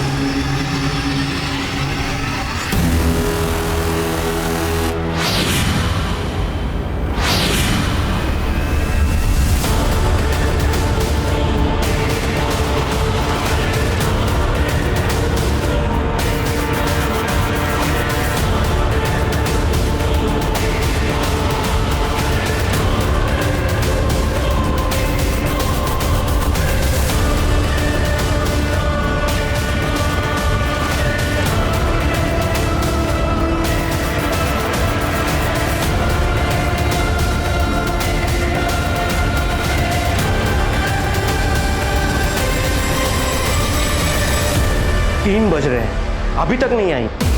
ये सुजन भी ना लिली से कम नहीं है, अपना फोन स्विच ऑफ करके गायब हो गई।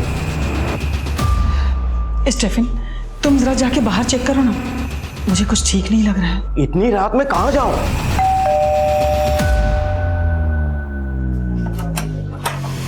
अरे सुजन! सुजन! सुजन! सुजन! क्या हुआ बेटा? क्या हो क्या गया? हुआ? सुजन! संभाल के बैठ। बेटा, संभाल के। सुजन, तूने पी रखी है? क्या हुआ बेटा? एक्सीडेंट हुआ क्या? मम्मा! सुजन!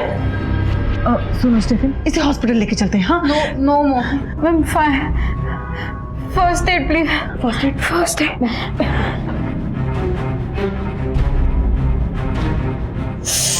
नहीं बेटा, कुछ नहीं हुआ।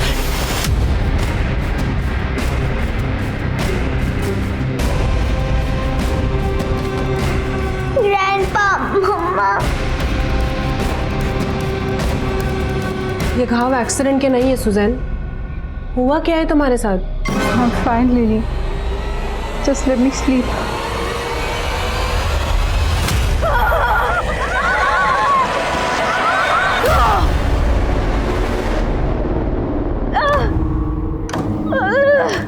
सुजैन, क्या हुआ बेटा? हाँ, क्या हो गया? बोल। बेटा सच सच बता, कल तेरे साथ क्या हुआ था? वो एक्सीडेंट हुआ था। विश्वजीत, एक मुट्ठी शाम की शो की आज बैंड बजने वाली है। 3 घंटे के बाद शो है और सुजैन अपना फोन भी नहीं पिक कर रही है।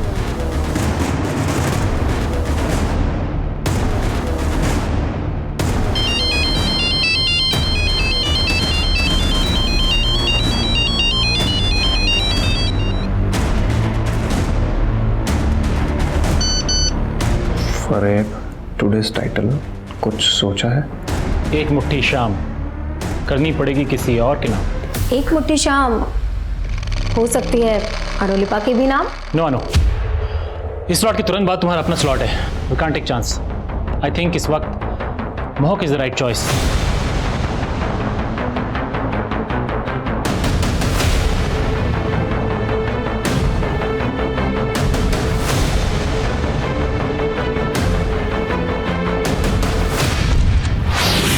ये आप मुझसे टकराई थी तब ये गिर गया था।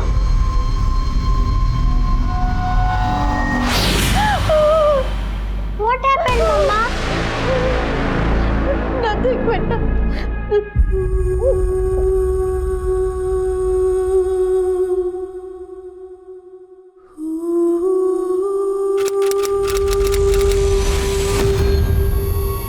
पिछले 5 दिन से तू बोल रही है कि तेरा एक्सीडेंट हुआ था, और आज अचानक तू। I don't know, पापा। मुझे समझ में नहीं आ रहा था कि मैं आपको कैसे बताऊं कि मेरे साथ बस क्या। कोई सपना वपना तो नहीं देख लिया तूने? मेरे साथ इतना सब कुछ हो गया पापा, और अब मैं पुलिस के पास। कुछ नहीं हुआ है तेरे साथ, समझ रही है ना तू? 5 दिन से तो घुट रही हूँ। I can't do this anymore. मैं पुलिस के पास जरूर जाऊंगी।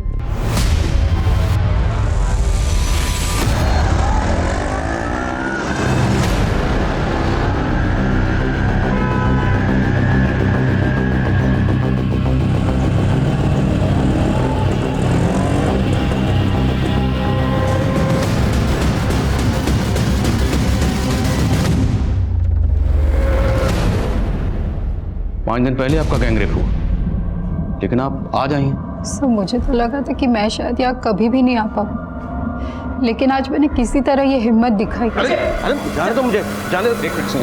Yes sir. सर, ये मेरी बेटी है। बैठिए प्लीज। सर, मैं यहाँ बैठने नहीं आया, मैंने तुझे मना किया था ना यहाँ आने को। चल यहाँ से। Sir sir sir sir sir आपको शायद पता नहीं है, आपकी बेटी कह रही है कि उसका गैंगरेप हुआ। सर, कुछ नहीं हुआ इसके साथ, बस एक छोटा सा एक्सीडेंट हुआ है। सर, हमें कोई कंप्लेंट नहीं लिखवानी। चल यहाँ से। मुझे कंप्लेंट लिखानी है पापा।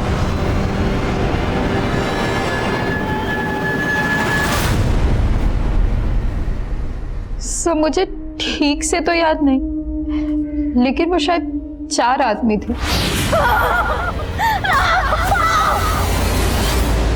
और ये कहाँ हुआ?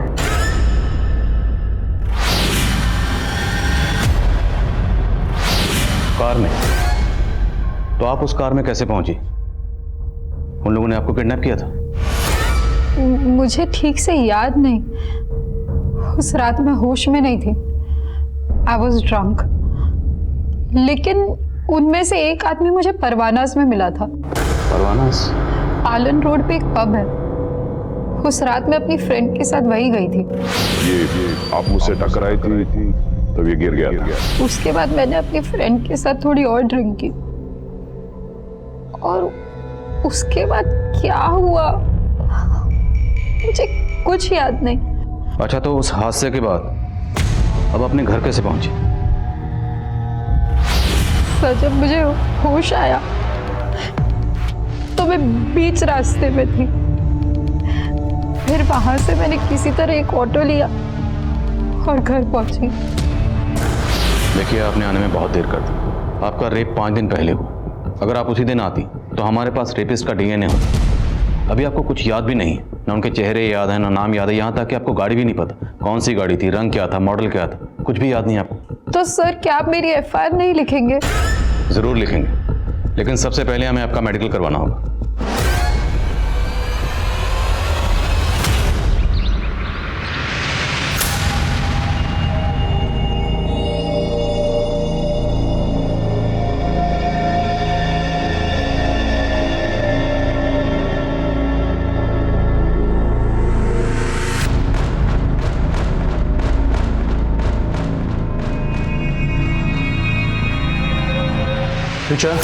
ब्रेकफास्ट। आज फिर पूरी सब्जी? अरे आपको कितनी बार कहा है मुझे पूरी सब्जी पसंद नहीं है। हाँ, लेकिन कल मंडे था इसलिए सब्जी मंडी बंद थी। अरे तो उससे पहले ले आते ना। मुझे नहीं खाना ये, मैं अपने लिए कुछ बाहर से ऑर्डर कर लूंगी। फोन कहाँ है मेरा?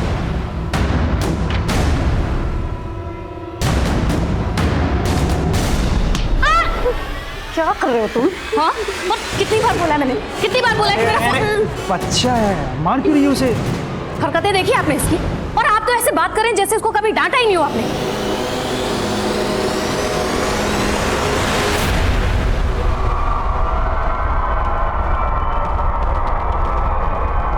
तुम्हारी सिस्टर का गैंगरेप कब हुआ ये? जब वो परवानास गई थी। परवानास? हाँ, वही पब जहाँ सुजैन ने तुम्हें एक लड़की के साथ देखा था। क्या बोल रही हो ये? देखो, तब तो मैंने दी की बात पे भरोसा नहीं किया, लेकिन अगर ये बात सच निकली तो। ये सच नहीं है। मैं अपनी क्लाइंट से मिलने गया था उस दिन, उनको गलतफहमी हुई है। सर, सुजैन की बॉडी पर कुछ इंजरी मार्क्स हैं। उसको असॉल्ट किया गया है और वो सेक्सुअली एक्टिव ही है, पर यह कह पाना मुश्किल है कि उसका रेप हुआ है या नहीं हुआ।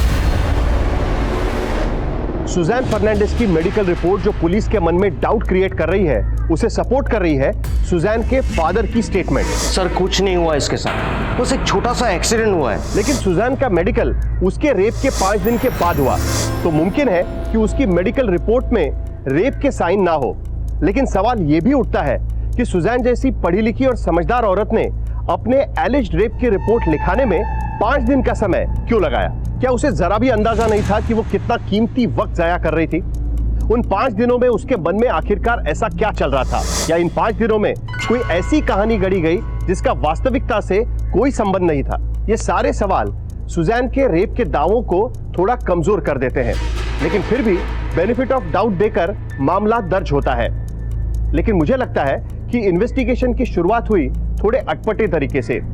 इन्वेस्टिगेशन शुरू होना चाहिए था उस पब से जहां पर इस पूरी कहानी की शुरुआत हुई, लेकिन पुलिस पहुंची सुजैन के रेडियो स्टेशन पर।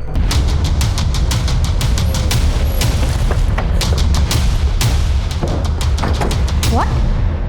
सुजैन का गैंगरेप हुआ? लेकिन सर, हमें तो बताया गया कि उसका एक्सीडेंट हुआ था। उस रात परवाना पब में आप सुजैन के साथ ही थे? हाँ सर, लेकिन वहाँ पे मोहक भी आने वाला था, पर वो आया नहीं। एक्चुअली सर, उस शाम ऑफिस में ही सक्सेस पार्टी थी और मैंने काफ़ी ड्रिंक कर ली थी सर, तो मैं पब जाने की जगह सीधा घर ही चला गया। तो परवाना पब से आप और सुजैन एक साथ निकली थी? नहीं सर, मैं तो पहले निकल गई थी और सुजैन ने अपने लिए कैब बुक की थी। तू जा, मैंने कैब बुक की, तेरा फ़ोन है, मैंने कैब बुक की है। सुजैन के मुताबिक उसके साथ कार में गैंग रेप हुआ था। हो सकता है वही कैब। पता करो सुजैन ने कौन सी कैब बुक की थी। अब पब में बात। सर वो मुझे आपको कुछ और भी बताना था। यार मेरे जैसे पेरेंट्स भगवान किसी को ना दे, इसे कहते हैं bad luck. Don't worry Aditya, मैं अपने पेरेंट्स से कह के तुम्हारे पेरेंट्स से बात करवाऊंगी। अरे नहीं नहीं, फिर तो उल्टा वो मुझे और मारेंगे। तू मेरी हेल्प करना चाहती है ना, तो एक काम कर, अपने पापा का फोन लाकर मुझे दे दे। मुझे स्नाइपर जी गेम खेलना है। तुम्हारे गेम के लिए मैं पापा का फोन नहीं ला सकती। तो तू दिखावा कर रही थी मेरे बेस्ट फ्रेंड होने का। अरे आदित्य,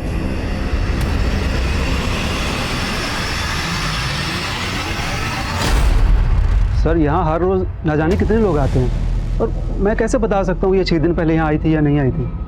ठीक है, हम यहाँ की 6 दिन पहले की सारी CCTV फुटेज देख लें। लेकिन सर हार्ड ड्राइव के कम स्पेस की वजह से हम 5 दिन से ज़्यादा फुटेज स्टोर नहीं कर सकते, और वैसे भी 5 दिन के बाद फुटेज अपने आप डिलीट हो जाती है। हाँ सर, मैंने एक मोबाइल एप्लीकेशन से कैब बुक की थी।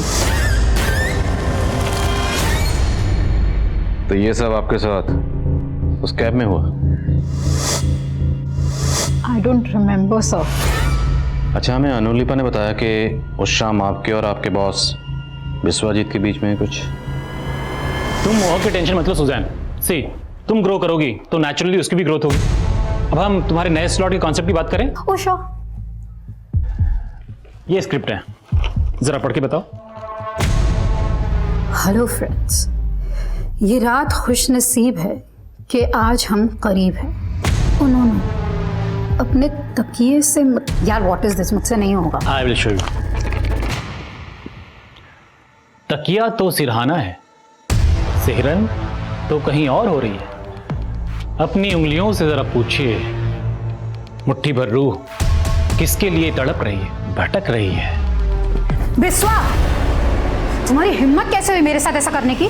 क्यों बेकार में सीन क्रिएट कर रही हो? तुम देखना अब मैं क्या करती हूँ।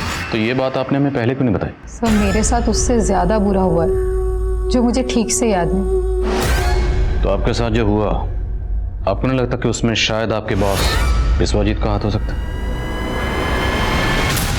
रॉयल होम्यो, मम्मी ने मुझे आज फोन के लिए बहुत मारा। टेंशन मत लो, मेरे पास 2 मोबाइल हैं, तुम मेरे यहाँ के खेल लो, ठीक है? सर मैंने पता किया है, उस रात वो कैब ये आदमी चला रहा था। सरफराज नाम है इसका। सरफराज? मानता हूँ साहब, उस रात सुजैन मैडम मेरे कैब में बैठी थी, लेकिन सच में साहब मैंने कुछ भी नहीं किया साहब। कैब की बुकिंग पब से लेकर उसके घर तक की थी, लेकिन तूने और तेरे दोस्तों ने उसको गाड़ी। नहीं साहब, नहीं, सच बता रहा हूँ, मैंने कुछ भी नहीं किया साहब। मुझे तो मैडम को सेक्टर 9 में उतारना पड़ा था। क्यों उतारना पड़ा था?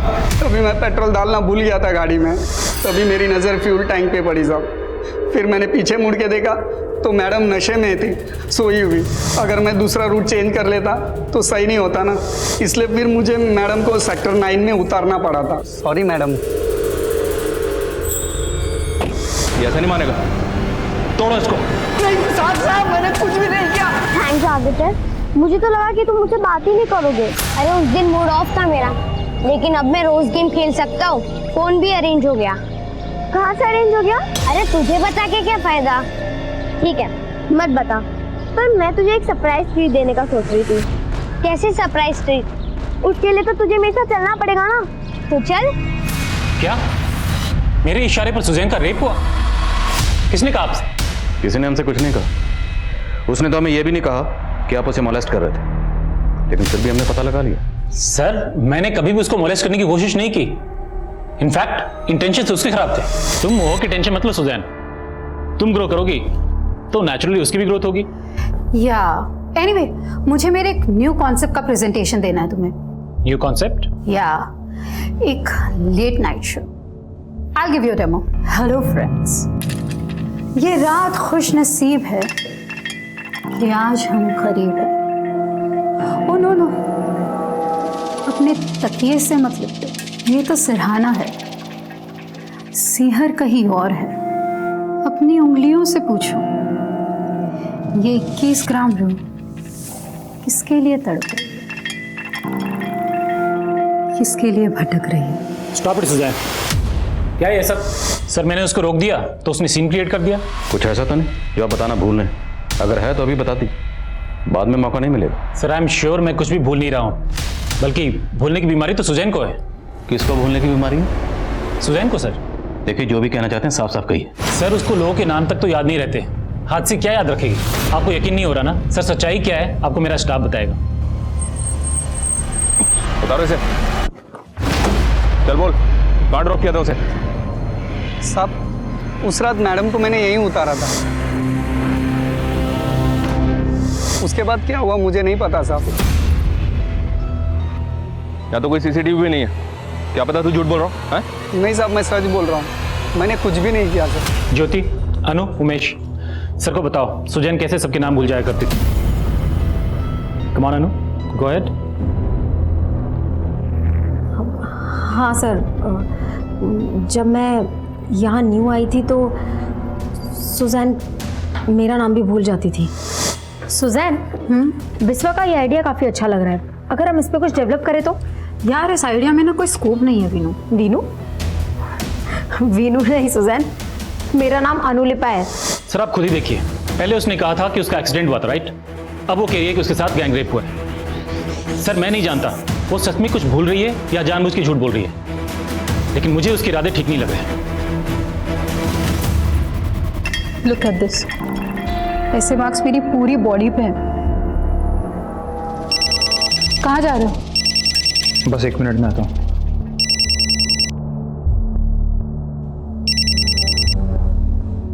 हेलो। तुमने मुझे डबल क्रॉस किया, मैंने तुम्हें सुजैन की पोजीशन दी और तुमने मेरे खिलाफ पुलिस को। मैंने पुलिस को आपके बारे में कुछ भी नहीं बताया, और वैसे भी सर उस शाम तो मैं ऑफिस से पहले ही चला गया था। तो फिर कौन है वो जिसने मेरे खिलाफ मुंह खोलने की हिम्मत की? अनुलिपा ने पहले हमें खुद बताया कि विश्वजीत सुजैन को मोलेस्ट कर रहा था, लेकिन बाद में यही अनुलिपा विश्वजीत की हाँ में हाँ मिला रही। और सर इधर सरफराज का भी समझ में नहीं आ रहा कि वो सच बोल रहा है या झूठ बोल रहा है। ये सुजैन का सच भी पुख्ता नजर नहीं आ रहा। उसके बारे में एक नई बात पता चली। क्या सर? उसके कलीग्स ने बताया कि सुजैन को भूलने की आदत है। इज इट पॉसिबल कि कोई अपना ही गैंग रेप भूल जाए? एग्जैक्टली। कोई भी लड़की ये क्यों बोलेगी कि उसका गैंग रेप हुआ है? और अगर गैंग रेप हुआ है तो उस लड़की का बाप ये क्यों बोलेगा? सर कुछ नहीं हुआ इसके साथ, बस एक छोटा सा एक्सीडेंट हुआ है। आखिर इस केस की हकीकत क्या है? उतार कपड़े जल्दी।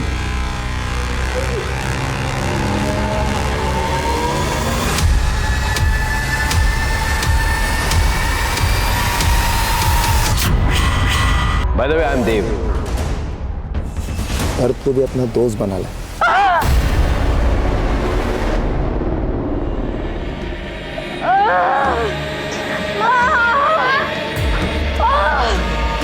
क्या हुआ बेटा? क्या हुआ तुम्हें? मैंने कहा था ना बेटा उसी वक्त तुम्हें डॉक्टर के पास जाने के लिए, लेकिन तुम मेरी एक भी नहीं सुनती हो। चलो चलते हैं ना बेटा। Fine mom, fine. ये सब शरीर का दर्द मैं सह लूंगी, लेकिन जो दर्द मेरी रूह को लगा है ना, I just can't take it anymore। ये दर्द तब तक शांति होगा जब तक वो लोग पकड़े नहीं जाते। सर एक अपडेट है सर, मैं सुजैन से कनेक्टेड हर आदमी से मिल रहा था। इसी दौरान मेरी मुलाकात उसके डॉक्टर से हुई। क्या सुजैन को बाइपोलर डिसऑर्डर है? Bipolar disorder? जी सर। ये तो एक जहनी बीमारी है, एक ऐसा मेंटल डिसऑर्डर जिसमें इंसान कभी कभी खुद पे आपा खो देता है। सर कहीं ऐसा तो नहीं कि हमारा केस उसी बाइपोलर डिसऑर्डर का नतीजा है? सुजैन के एक्स हस्बैंड डेविड से मिलते हैं, वो सुजैन के साथ लंबे रिलेशनशिप में रहा है। देखते हैं वो इस पर क्या रोशनी डालता है। Okay sir. काव्य आदित्य तुम्हारे साथ है? नहीं नहीं अंकल, आदित्य मेरे साथ नहीं है। लेकिन काव्य आदित्य ने बताया था कि वो तुम्हारे साथ कहीं जाने वाला था। नहीं अंकल, वो मेरे साथ नहीं है। ठीक है बेटा।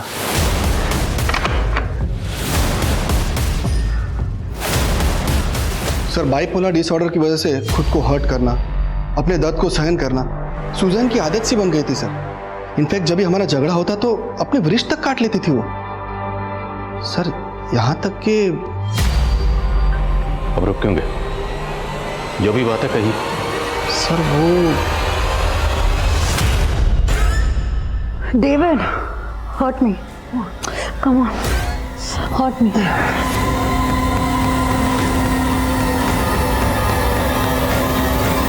तो सुजैन के फादर की तरह आपको भी लगता है कि सुजैन का गैंग रेप नहीं हुआ? सर मैं इस बारे में कुछ जानता नहीं हूँ, इसलिए कुछ कहना नहीं चाहूँगा सर। सोमेश, आदित्य का कुछ पता चला? जब मारती थी उसे तब फिक्र नहीं थी उसकी? तुमसे परेशान होकर कहीं भाग गया है वो।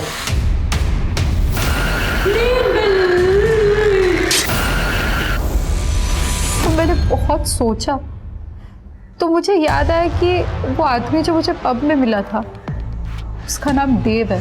By the way, I am देव। आपका नाम जान सकता हूँ? सुजैन। वैसे यहाँ मैं अकेला हूँ। Would you like to join me? आप उस देव से पब में फर्स्ट टाइम मिली थी? Yes sir. उसके बाद आपने कैब बुक की? यस तो आप देव की कार में कैसे पहुंचे? सर, ये तो मुझे भी नहीं पता। आप आइए हमारे साथ।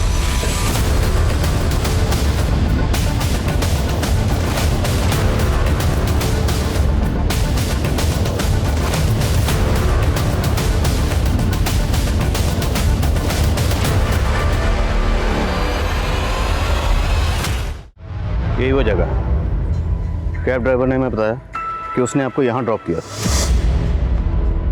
हाँ सर, उस रात मैं यही थी। फिर यहाँ एक कार आई थी। हेलो सुजैन, इट्स मी देव। मुझे यहीं से उस देव ने लिफ्ट दिया था। 3 लड़के उसी देव के दोस्त थे, चंदू, चुन्नी और पार्थो। अगर नाम याद आए हैं तो चेहरे भी याद आए होंगे। कैसे दिखते थे? सुजैन, वो चारों रियल में थे ना?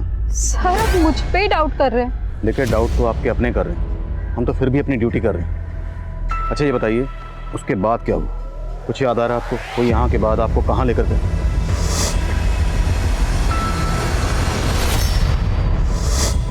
सर, जहाँ से वो कार गई थी वहाँ मैंने एक बस स्टॉप देखा था।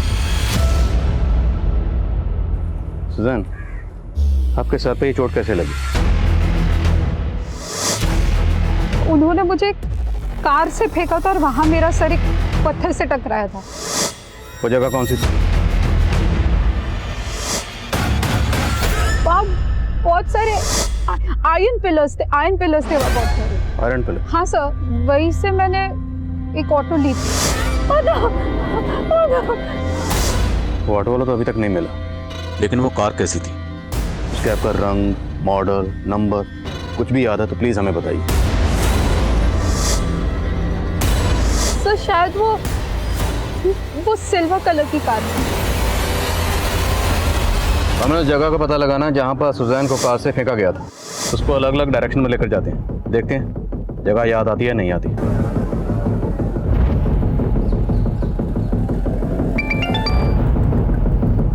हाँ सनी, उस रात पर मैं देव, चुन्नी, चंदू या पार्थू नाम के किसी भी आदमी का कार्ड स्वाइप नहीं हुआ था। एक बार क्रिमिनल रिकॉर्ड चेक करो, हो सकता है इन चारों का कोई क्रिमिनल रिकॉर्ड और टर्म डाटा निकलवाओ। Okay sir. सुजैन, आप हर जगह को ध्यान से देखिए और अगर कुछ भी याद आता है तो तुरंत हमें बताइए।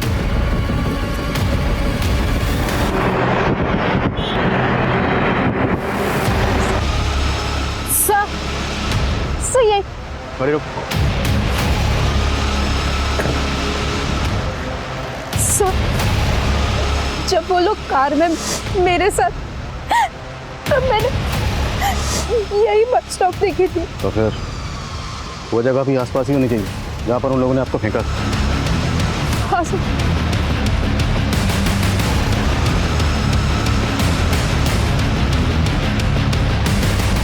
सर,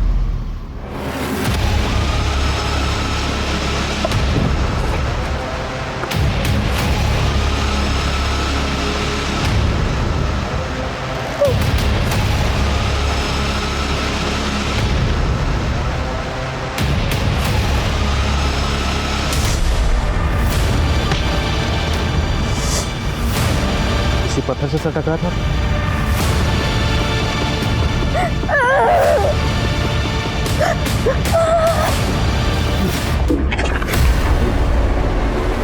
पुलिस अब वाकई सुजैन पर भरोसा कर रही थी या फिर यह भी उन्हें कोई प्री प्लान षड्यंत्र लग रहा था? सुजैन की बातों, उसके हाव भाव में ऐसा बहुत कुछ था जो उसकी सच्चाई के गवाह की तरह प्रतीत हो रहा था। लेकिन इस सच को पुख्ता मानने के लिए अभी पक्के सबूतों की जरूरत थी।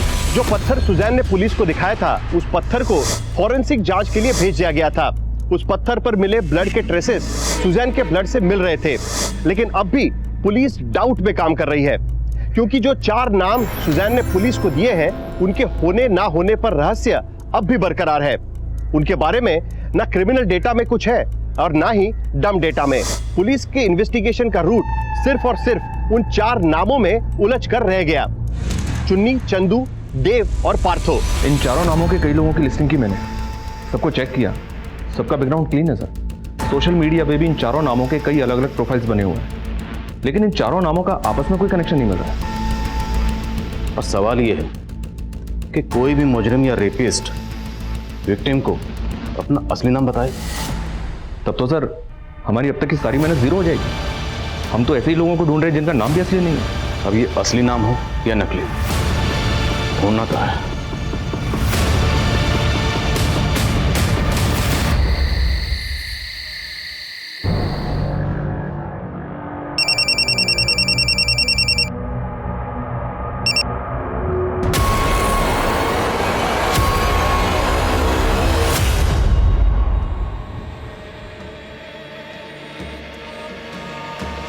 सर सब मुझे झूठा साबित करना चाहते हैं। मेरा गैंग रेप हुआ है सर, ट्रस्ट मी।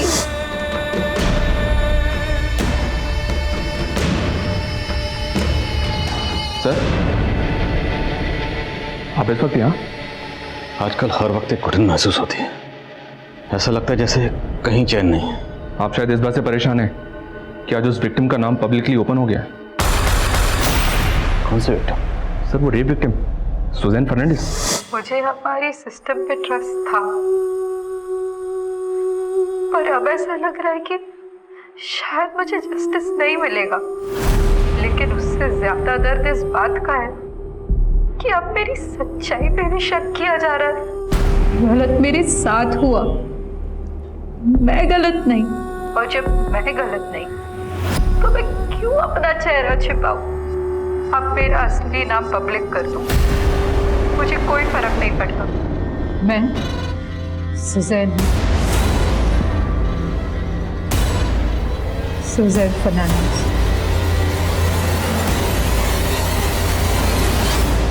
एक महीने पहले आदित्य नाम के एक बच्चे का मर्डर हुआ था। उस मर्डर में सिल्वर कार का यूज हुआ था और सुजैन ने भी हमें यही बताया कि रेपिस्ट ने उसको सिल्वर कलर की कार में ही किडनैप किया था। और सर उस बच्चे की डेड बॉडी जहाँ डंप की गई थी वो उस जगह से थोड़ी ही दूर पर है जहाँ सुजैन को फेंका गया था। रेपिस्ट तो दूर, अभी तक हम वो सिल्वर कार भी नहीं ढूंढ पाए।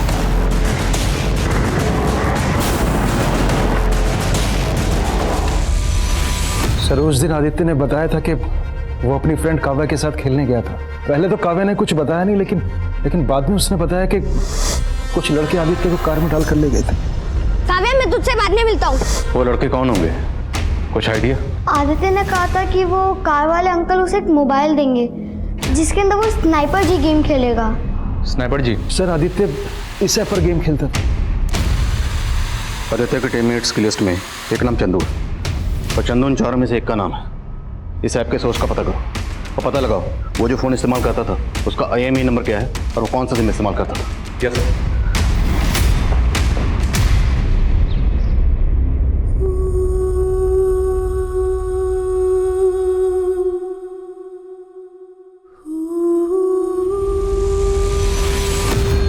सर मेरा असली नाम अनवर है। रॉयल रोमियो चंदू तो मैंने सिर्फ उस गेम के लिए अपना नाम रखा था। तो आदित्य की टीममेट्स में से एक है ना? जी सर, लेकिन मैं कभी आदित्य से मिला नहीं हूँ। लेकिन तेरे बाकी 3 साथी देव, चुन्नी और पार्थ, उनसे तो मिला ना? कौन है वो और कहाँ है? आप क्या कह रहे हो? मुझे कुछ नहीं पता सर। अभी पता चल जाए। सुमित जरा इसको पता लगाओ और अच्छे से पता लगाओ। इसके एक दोस्त को उठाओ, मुझे सबसे पूछताछ करनी और पता करो इसके जानने वालों में से सिल्वर रंग की कार किसके पास है? पुलिस ने आनंद फानंद में 30 से ज्यादा लोगों को उठा लिया था और अब उनको इंतजार था सुजैन के होश में आने का।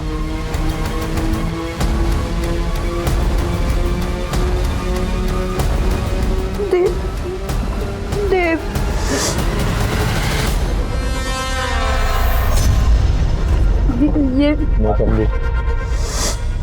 ये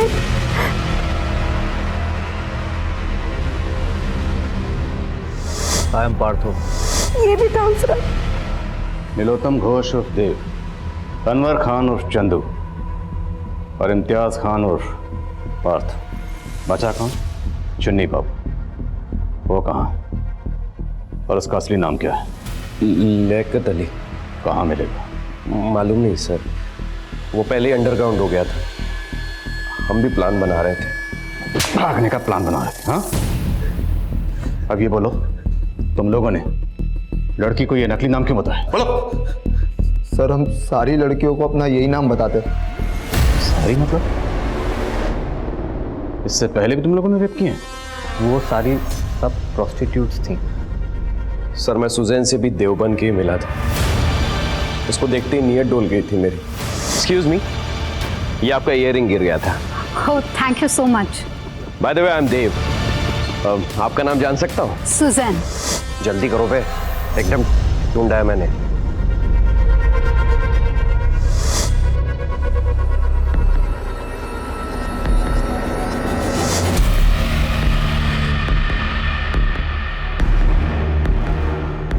हेलो सुजैन, इट्स मी देव। आपको मैं ड्रॉप कर दूं?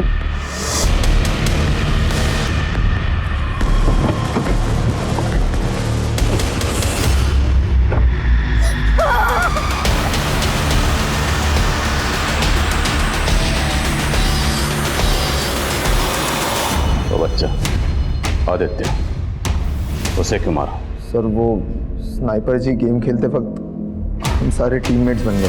हमने आदित्य को बहकाकर अपने अड्डे पे ले गए। हमने थोड़ी सी पी ली थी सर, इसलिए हम उस बच्चे के साथ मज़ा करने लगे। सर अगर उसे जिंदा छोड़ देते तो वो सारी बातें अपने पेरेंट्स को बता देता। ये कह के खाड़ उधर सालों।